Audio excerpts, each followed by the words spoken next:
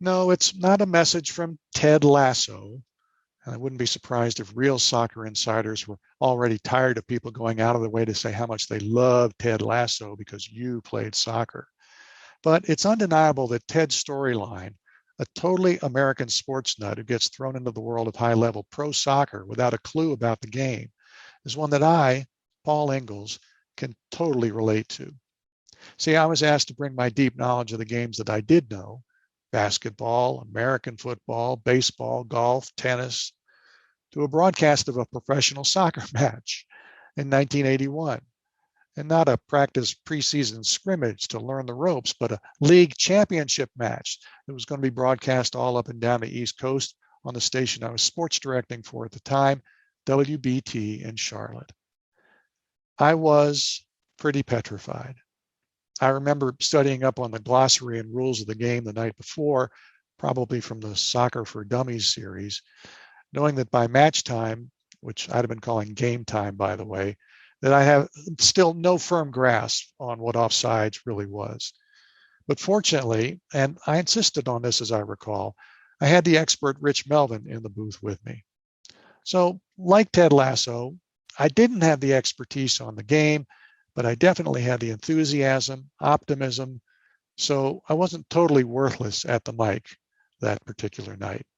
But ultimately, you guys deserved better.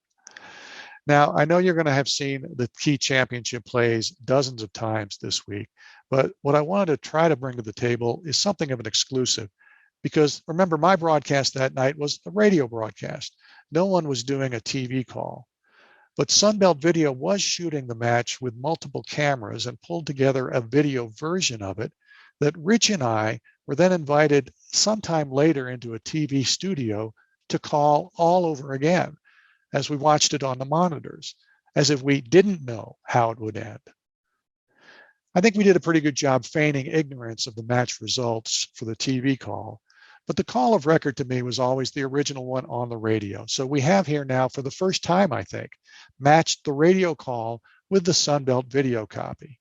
And this video, I know, isn't the most pristine, but we are working on improving that version for posterity too. So, as Warner Wolf used to say on TV at that time, let's go to the videotape. We want to mention again, close to 20,000, maybe more than that, on hand here at Memorial Stadium. A beautiful turnout by the city of Charlotte for the American Soccer League Championship game. But the United puts the ball in play, 26:30 to go, no score. In front of the penalty area, long shot, knocked out, back of the net, it's a goal! A goal! That is Solomon Hilton with the long shot. Manning appeared to get a fist on it, but it hit the back of the net in the upper left corner.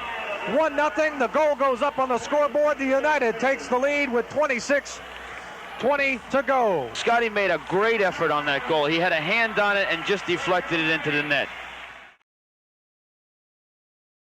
The first toss in is kicked out of bounds in front of the goal mouth area. Now a headshot, a goal! Yes. From Don Tobin. Don Tobin heads the ball in. For the Lightnin's tying goal, the equalizer with 20:50 to go. I believe we saw two opportunities there. One Lightning player put a head to it. It was knocked sideways, and Tobin knocked it right in past Taratsides. Tony Suarez did a great job there of deflecting that ball over the defender's head and onto the head of Donnie Tobin, who very nicely put it into the back of the net. Both he and Manning had led up less than a goal in playoff play. Tobin with the corner kick. Goal! A goal! Yes. Yes. Huey O'Neill! Huey O'Neill heads the corner kick in. At 3:57. And the Lightning fans are going wild. The score has not gone up on the board. Yes, it has. 2-1. Carolina Lightning leads.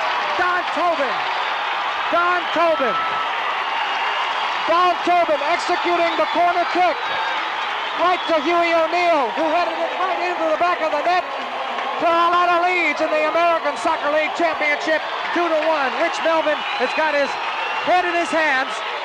He is sort of overwhelmed with the moment here, I think, but Rich Can we get a comment from you there? About 15,000 fans roaring their approval. Absolutely unreal. Absolutely unreal. I said it was going to come off of a corner kick.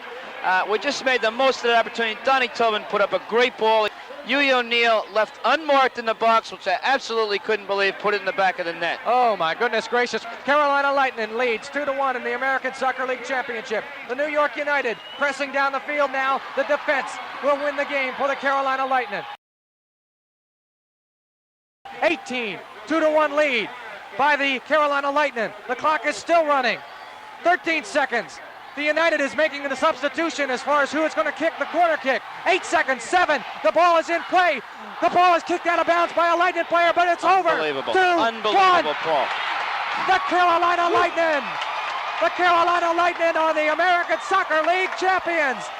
And from all corners of the field. Paul, let me get down in the field. Thank you very much, sir. Rich Melvin, it's been my pleasure working with you. Rich Melvin, a part owner of the Lightning, trying to get down to celebrate with his teammates. Take the headset off. Don't take that with you. And maybe one of the Lightning personnel can get some of the Lightning players back up here. Oh, my goodness gracious. What a beautiful night in Charlotte. The Carolina Lightning, the American Soccer League champions. And you're hearing it exclusively on 1110. WBT. Final score from Memorial Stadium. Carolina Lightnin 2, New York United 1. The Carolina Lightnin, Rodney Marsh, their coach, Bob Benson, their principal owner, the champions of the American Soccer League for 1981.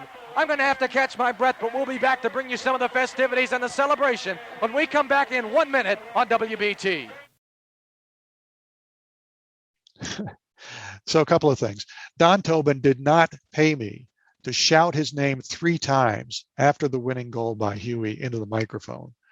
I didn't know that when a home team goal is scored in a soccer broadcast, you really just have to shout goal for as long as possible and then let the crowd rave for 2 minutes before reconstructing it for everybody.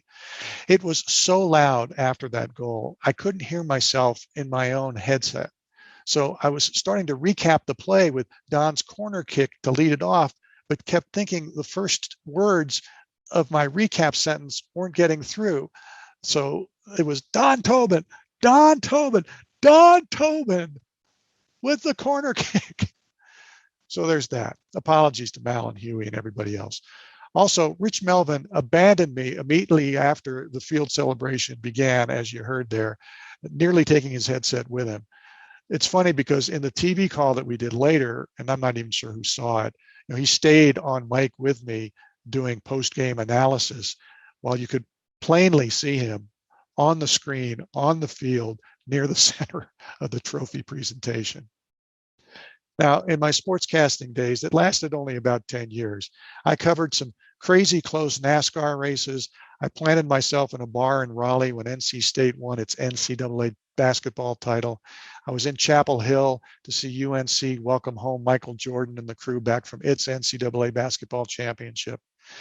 But nothing really matched being entrusted, somewhat accidentally, I think, with celebrating one of Charlotte's sports' biggest moments ever by broadcasting the 1981 ASL Carolina Lightnin Championship win up and down the East Coast to tens of thousands of listeners who probably stumbled onto it saying, "What the hell is this?" I recall my mom and dad sat in a parking lot in Connecticut somewhere on vacation so they could hear it because their car radio got it best. Congratulations to you all. My good thoughts to Tony Suarez's family. We sure wish he was here to feel all the love as well. I wish there'd never been anything known as COVID-19, or else I'd be there with you all too. As Kool and the Gang sang, celebrate good times, come on. You guys will always be in my heart.